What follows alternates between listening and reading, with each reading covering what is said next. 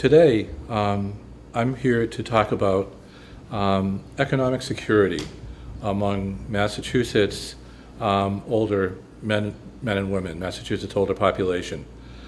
And by economic security, what I mean is how much money it takes for the average family, the average older family or older individual to get by from day to day in Massachusetts. What are the older person's real expenses, and how does that compare to the amount of income that older people have to help them get by? We also think of just basic expenses. So we look at, when we talk about the numbers that are important to meet expenses, things like rent and gas and heat, utility bills, clothing, health care.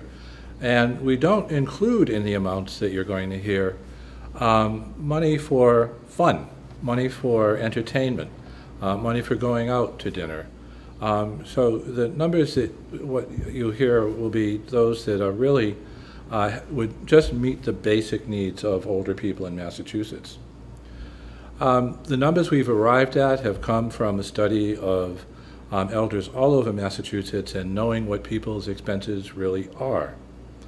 So what we found was that the average renter age 65 and older in Massachusetts needs to have an income of at least $24,500 a year just to meet those basic expenses that I talked about earlier of rent, heat, utilities, health care, food. It's $24,500 a year. For the average homeowner, it's considerably higher. A little over $35,000 a year is what the average elder homeowner needs to get by and to meet all their expenses. That, of course, in housing mean things like property taxes, repairs to the home, and the other expenses that we all share in food, clothing, health, and so on. When the poverty level, when we think of eligibility for programs that support elders who don't have enough income to get by, most of those are based on a national standard for poverty in the United States, and that national standard is about $10,400 a year for an individual older person. And you can see the difference between the real number that a person needs to get by, an individual renter of $24,500 a year and $10,400 a year. That leaves a huge gap between resources that may be available for that person. The average Social Security payment is a little over $14,000 a year. Again, you can see the gap, that even a person who is receiving their full Social Security benefit will have a gap of over $10,000 a year, which makes it extraordinarily difficult for older people to get by in Massachusetts. Now, Social Security was never intended to be the sole source of income for people who are 65 and older.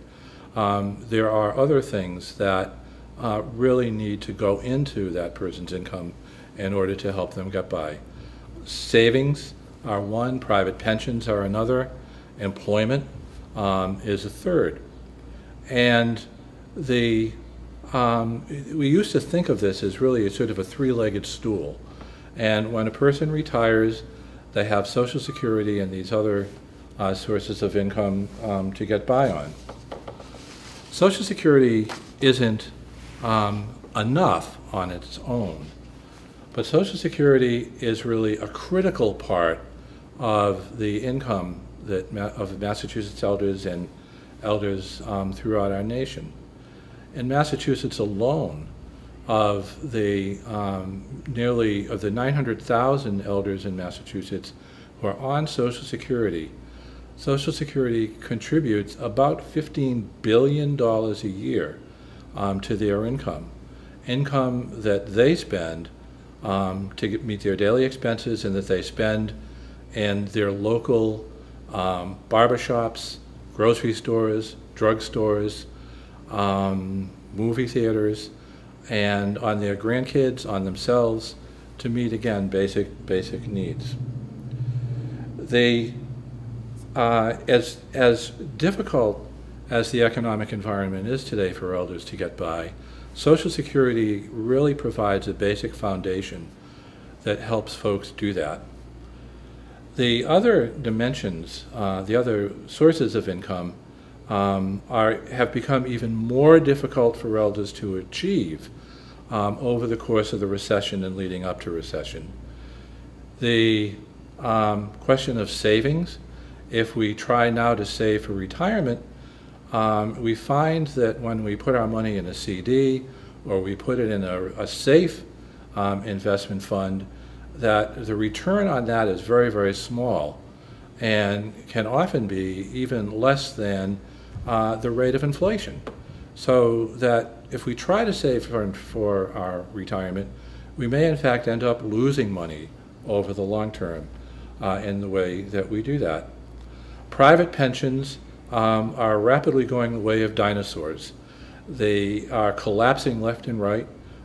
We have seen pension funds from a major of national corporations that have gone under and had to be rescued by a federal pension reinsurance fund that has provided at least some compensation for folks who lost their money through the private pension system.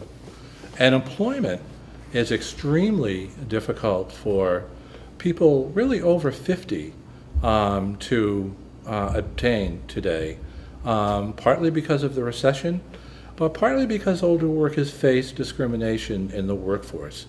Their skills may have changed, they may need retraining, and they may also be viewed as workers that are less productive than younger workers, a myth that we really need to counter. So Social Security remains really the rock upon which all elder retirement security is built, and we have to protect that. What are the threats to economic security for elders in the future? The first thing I want to say about that is that it's not the trouble with the Social Security Trust Fund. The Social Security Trust Fund, and all elders and all young people should know this, is not in as great a risk, nearly as great a risk, as some would have you believe. Currently, there's over a $2.6 trillion surplus, $2.6 trillion surplus in the Social Security Trust Fund. That's going to continue to grow as we make contributions to the trust fund until 2025. And with some really very small tweaks, minor 1% and 2% increases in the amount that we pay into Social Security out of each of our checks over our lifetime will fix any revenue source problems that we could have until 2037 and possibly even after. So we don't have to make any major changes to the Social Security Trust Fund in order to make that a secure base for economic security during later life in the future.